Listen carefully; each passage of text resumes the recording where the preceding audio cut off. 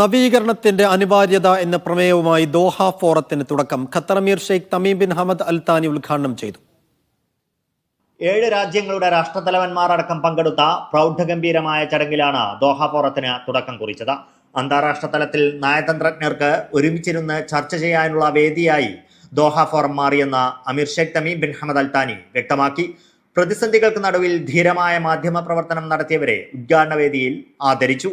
ഗസയിലെ ഇസ്രായേൽ നരനായാട്ടിന്റെ ക്രൂരതകൾ ലോകത്തോട് വിളിച്ചു പറഞ്ഞ വായിൽ അൽ ദഹ്ദോ, കാർമെൽ ജൗക്കാദ്, സ്വതന്ത്ര photo journalist മോത്താസ് Azaiza, ഡിലാൻ Collins, Christina അസി, സദാഫ് പോൾസായ് എന്നിവർക്കാണ് അമീർ ദോഹ ഫോറം പുരസ്കാരം സമ്മാനിച്ചത്. 2 ദിവസമായി ഷെറാട്ടൺ ഗ്രാൻഡ് ഹോട്ടലിൽ നടക്കുന്ന ചർച്ചകളിൽ 150 രാജ്യങ്ങളിൽ നിന്നായി 4500-ലേറെ പ്രതിനിധികളാണ് പങ്കെടുക്കുന്നത്. Media 1 Doha.